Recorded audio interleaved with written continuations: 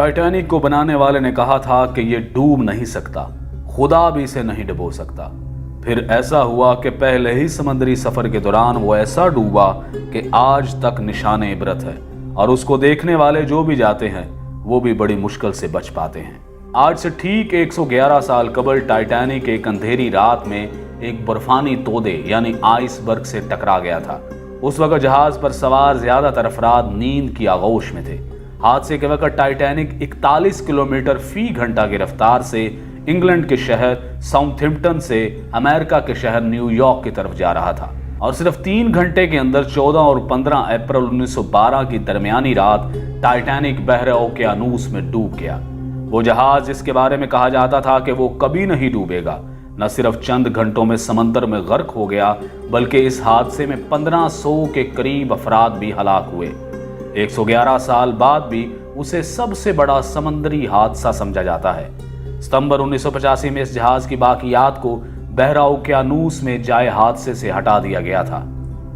हादसे के बाद यह बहरी जहाज कनाडा से 650 किलोमीटर के फासले पर 3843 मीटर की गहराई में 2 हिस्सों में बट गया, और दोनों हिस्से एक दूसरे से 800 मीटर के फासले पर पड़े थे।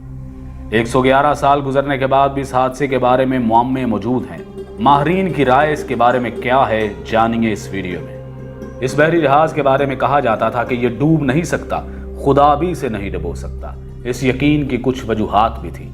Federal university of Rio de Janeiro के शोबा बहरिया और ओशन इंजीनियरिंग के प्रोफेसर और इंजीनियर अलेक्जेंडर डी पेन्हो कहते हैं कि इंजीनियरिंग के लिहाज से यह डिजाइन की बुनियाद पर तैयार करदा पहला बहरी जहाज था। कई वाटर टाइट कंपार्टमेंट्स बनाए गए थे, यानी जहाज का एक कमरा पानी से भर भी जाए तो दूसरे कमरे को गर्क नहीं कर सकता था। वो बताते हैं कि इस जहाज की तैयारी के दौरान कुछ मुश्किलात पेश आई थी, जैसा कि जहाज की ऊंचाई कितनी रखी जाएगी ताकि बिजली की तारें और पानी के पाइप ठीक से काम कर सके। इस पर बहुत सोच विचार की गई थी। प्रोफेसर अल्हो के मुताबिक इस पर गौर करने के बाद उस वक्त के इंजीनियर्स ने जहाज की ऊंचाई का तयन किया। यहाँ तक कि सैलाब की सूरत में इन्होंने अंदाजा लगाया कि पानी छत की ऊंचाई तक नहीं पहुंचेगा। उन्होंने छत पर महफूज कंपार्टमेंट भी बनाए थे, लेकिन तब किसी ने बर्फ के तोदे से जबरदस्त टकराव का सोचा भी नहीं होगा। माहिरीन का कहना है कि तसादुम इतना जोरदार था कि जहाज की मेन बॉडी में जहाज की निसफ लंबाई तक सुराख हो गया था। ऐसी हालत में पानी डेक तक पहुंच गया था। जहाज पानी से भरने लगा था। ऐसी सूरत हाल में रेस्क्यू मुमकिन नहीं होता। आप पानी को निकालने के लिए जहाज में मौजूद तमाम पंप्स चालू कर सकते हैं, आप सब कुछ आजमा सकते हैं, लेकिन जिस रफ्तार से पानी अंदर आ रहा होता है उसी रफ्तार से उसे वापस बाहर नहीं फेंका जा सकता। एक जबरदस्त तसादुम के बाद जहाज की साख में तब्दीली आई और दरवाजे बंद नहीं हो रहे थे, वो भंस गए थे। टाइटैनिक को इस दौर में भी खालस स्टील से बनाया गया था, लेकिन उस वक्त का स्टील ऐसा नहीं था, आज की फुलाद की तरह मजबूत नहीं था। बड़े हादसों के बाद इसकी वजूहात में इंसानी गलतियां हमेशा पाई जाती हैं। माहिरीन के मुताबिक आइसबर्ग से भरे खित्तों से गुजरने में मुश्किलात के बावजूद इस पर सफर को तेजी से मुकम्मल करने का शदीद दबाव था। दरअसल ये दबाव ब्लू बैंड हासिल करने के लिए था।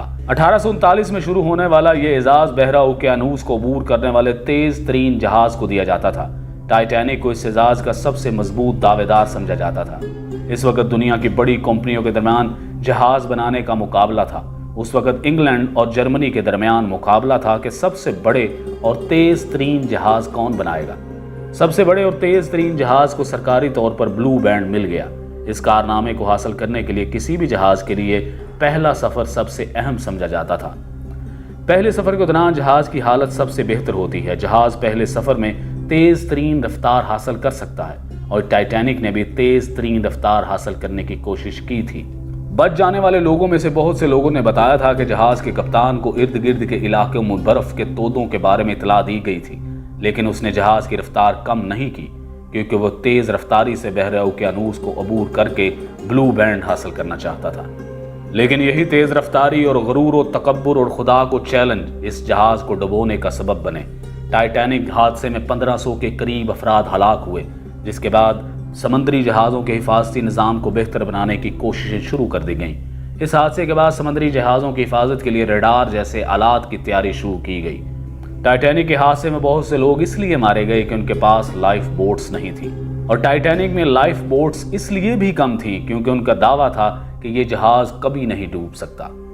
اس یقین کی وجہ سے جہاز میں صرف آدھی لائف بوٹس رکھی گئی تھی۔ یہ حادثہ سمندری جہازوں کی حفاظت کے حوالے سے ایک اہم سنگ میل ثابت ہوا۔ سمندری جہازوں کی حفاظت کے لیے ادارہ جاتی فریم ورک بنایا گیا۔ تعمیر کے دوران حفاظتی پیرامیٹرز کا خیال رکھا گیا۔ اسے مسلسل بہتر بنانے کے منصوبے پر کام کیا گیا۔ آج کے دور میں ریڈار برف کے تودوں کو بہت پہلے پتہ لگا لیتے ہیں۔